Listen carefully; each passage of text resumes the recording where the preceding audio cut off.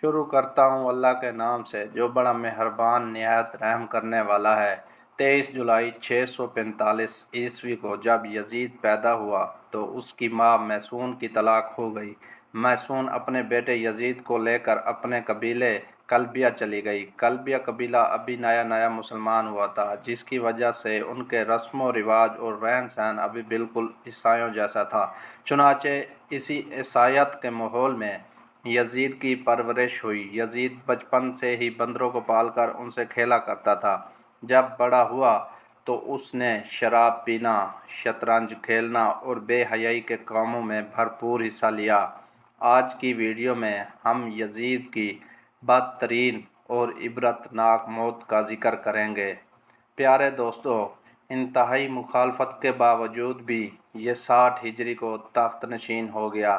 تخت پر بیٹھتے ہی یزید نے مدینہ کے گورنر عتبہ کو خط لکھا کہ عبداللہ بن زبیر، عبد الرحمن بن ابی بکر، عبداللہ بن عمر، سیدنا امام حسین سے میری بیعت لی جائے۔ جب ان سب نے یزید کی بیعت کرنے سے انکار کیا تو یزید نے دوسرا خط یہ لکھا کہ نواسہ رسول سیدنا امام حسین سے زبردستی بیعت لی جائے۔ اس لیے گورنر مدینہ حضرت امام حسین کے پاس آیا۔ اس نے کہا کہ یزید نے مجھے آپ سے زبردستی بیعت لینے کو کہا ہے۔ جب حضرت امام حسین نے دیکھا کہ اگر میں نے یزید کے ہاتھ پر بیعت نہ کی تو مدینہ میں قتل و غارت ہو سکتی ہے، تو آپ وہاں سے ہجرت کر کے مکہ پھر کوفہ کی طرف نکلے۔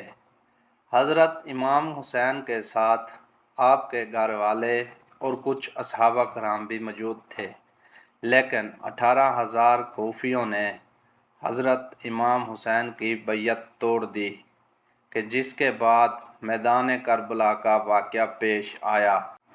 میدان کربلا کا واقعہ ہی یزید کا سب سے بڑا گناہ مانا جاتا ہے۔ جب یزید کو پتہ چلا کہ حضرت امام حسین کوفہ کی طرف آ رہے ہیں تو یزید نے عبید اللہ بن زیاد جیسے سخت دل گورنر کو کوفہ میں مقرر کر دیا۔ ان کو یزید نے کہا کہ حضرت امام حسین سے بیعت لو، اگر وہ میرے ہاتھ پر بیعت نہیں کرتا تو اس سے جنگ کرو۔ عبید اللہ ابن زیاد کے حکم کو مانتے ہوئے شمر اور عمر بن سعد نے کربلا کے میدان میں سیدنا حسین اور ان کے ساتھیوں کو 3 دن تک کچھ کھانے پینے کو نہ دیا۔ ان کو شدید پیاس کا احساس دلا کر ان کو شہید کر دیا۔ میدان کربلا میں شمر جیسے بدبختوں نے ایسا ظلم کیا کہ جس کی مثال تاریخ میں مفسرین لکھتے آنسو بہاتے ہیں۔ میدان کربلا میں سیدنا حسین کو شہید کرنے کے بعد ان کی عورتوں کو بھی قید کر لیا گیا، بچوں کو بھی قید کر کے طرح طرح کے ظلم و ستم ڈھائے گئے۔ جب سیدنا حسین کا سر مبارک یزید بدبخت کے سامنے لایا گیا تو اس کمینے نے آپ کے سر مبارک کی بہت ہی توہین کی۔ یزید نے سیدنا حسین کے سر مبارک کو دیکھ کر ایسے ایسے اشعار پڑھے کہ جس کو بیان کرتے ہوئے تاریخ دان یزید کو کافر بھی کہتے ہیں۔ آخر کیا وجہ تھی کہ یزید نے عبید اللہ ابن زیاد، شمر اور عمر بن سعد کو اہل بیت کو شہید کرنے کی سزا کیوں نہ دی؟ کیوں واقعہ کربلا کے بعد بھی یزید کی موت تک عبید اللہ ابن زیاد کوفہ اور بصرہ پر یزید کی طرف سے حکمران رہا؟ ایسے واقعات کے باوجود بھی ابن زیاد جیسا شخص اپنی مثبت پر براجمان رہنے کی وجہ یزید کے پاس آخر کیا تھی؟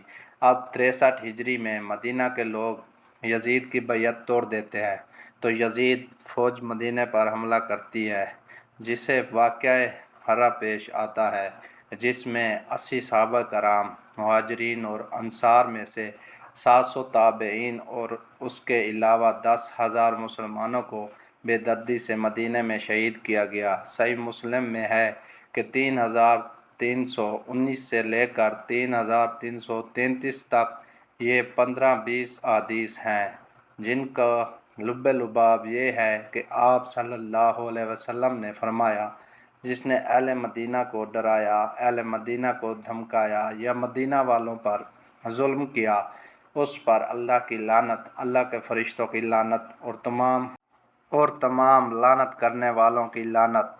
لیکن یہ یہاں ہی نہ رکا اور مدینہ کے بعد مکہ پر بھی حملہ کیا گیا اور خانہ کعبہ کی عمارت پر بھی سنگباری کی گئی۔ پھر یزید کو دی گئی اللہ پاک کی مہلت ختم ہوتی ہے۔ اب اس ظالم، فاسق، فاجر اور شرابی کی موت آتی ہے۔ اس کی موت کے متعلق 3 طرح کی روایات ہیں۔ اس کی موت کے بارے میں پہلی روایت یہ ہے کہ یزید ایک رومی نسل کی لڑکی پر فدا ہو گیا تھا۔ یزید نے اس لڑکی کے سارے خاندان کو قتل کروا دیا تھا، لیکن اس کے باوجود بھی یزید اس لڑکی کو حاصل نہ کر سکا۔ ایک دن وہ لڑکی یزید کے محل میں آتی ہے۔ وہ لڑکی یزید کو کہتی ہے کہ میں اپنی جان دے دوں گی، لیکن تیرے جیسے قاتل درندے کی محبت میں گرفتار نہیں ہو سکتی۔ ایک دن لڑکی نے سوچا کہ میں اپنے خاندان والوں کا بدلہ یزید سے لیتی ہوں۔ لڑکی نے یزید کو رنگ رلیاں منانے کے لیے ایک جنگل میں اکیلے بلوایا۔ ویرانے میں یزید شراب پی پی کر مست ہو گیا۔ وہ لڑکی لباس پہن کر یزید کے سامنے بیٹھ گئی اور وہ شراب پیتا رہا۔ جب لڑکی نے دیکھا کہ یزید شراب میں چور چور ہو چکا ہے تو اس کو بستر پر لے آئی اور پھر مستیاں کرتے کرتے یزید کی گردن کاٹ دی۔ پھر وہ لڑکی وہاں سے غائب ہو گئی۔ کئی دن تک یزید کی لاش جنگل میں ہی پڑی رہی۔ یزید کی لاش کو چیل اور کووں نے نوچ نوچ کر برا حال کر دیا تھا۔ جب یزیدی فوج کو یزید کی لاش کا علم ہوا تو انہوں نے اس کی لاش کو دفنا دیا۔ اوراق غم، صفحہ نمبر 550، ابن عساکر، جلد 2، صفحہ نمبر 433۔ دوسری روایت اس طرح سے بیان کی گئی ہے کہ 64 ہجری کو یزید کو ایک بہت ہی خطرناک بیماری لگ گئی تھی، جس کی وجہ سے اس کی آنتیں جل کر سکڑ گئی تھی۔ وہ مچھلی کی طرح تڑپتا تھا، جس طرح مچھلی پانی سے دور ہو کر تڑپتی ہے۔ یزید کو بھی بہت ہی پیاس لگتی ہے۔ وہ پانی کا گھونٹ اپنے منہ میں ڈالتا تھا، لیکن پانی اس کے گلے سے اندر نہیں جاتا تھا۔ اس طرح یزید 3 دن تک تڑپ تڑپ کر موت کی نیند سو گیا۔ تاریخ کربلا، صفحہ نمبر 345۔ یزید کی موت کے بارے میں جو تیسری روایت بیان کی گئی ہے وہ کچھ یوں ہے کہ یزید بندر پالنے کا بہت ہی شوقین تھا۔ ایک دن یزید نے ایک بندر کو وحشی خچر پر بٹھایا تھا۔ خچر بہت ہی تیز تھا۔ یزید نے بندر کو خچر پر بٹھایا اور اس کے پیچھے خچر لگا دیا تھا۔ جب خچر جنگل میں پہنچ گیا تو اس کے پیچھے پیچھے یزید کا گھوڑا بھی بھاگ رہا تھا۔ جنگل میں پہنچ کر گھوڑے نے حضرت امام حسین علیہ السلام کے قاتل کو نیچے زمین پر دے مارا۔ یزید کا سر ایک پتھر کے ساتھ لگ گیا۔ یزید کا پاؤں گھوڑے کی رکاب میں ہی پھنس کر رہ گیا۔ گھوڑا بھاگتا رہا۔ یزید جنگل میں درختوں اور پتھروں سے ٹکراتا رہا، جس کی وجہ سے یزید کا جسم کٹنے لگا۔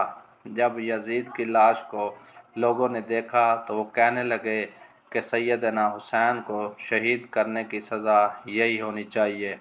میدان کربلا کے بعد یزید صرف 6 مہینے 3 سال کی عمر پا کر 14 ربیع الاول 64 ہجری کو ملک شام کی سرزمین پر 39 سال کی عمر پا کر کتے کی موت مر گیا۔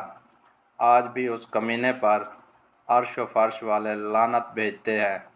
اس کی قبر دمشق میں عبرت کا نشان بنی ہوئی ہے۔ اللہ تعالیٰ سے دعا ہے کہ وہ ہمیں آل محمد صلی اللہ علیہ وسلم سے محبت کرنے والا اور آل پاک سے صحیح طریقے سے غلامی کرنے والا بنا دے۔ اللہ تعالیٰ آپ سب کا، ہم سب کا حامی و ناصر ہو۔ چینل کو ضرور سبسکرائب کر دیں تاکہ مزید اسلامی ویڈیوز آپ تک پہنچتی رہیں۔ شکریہ۔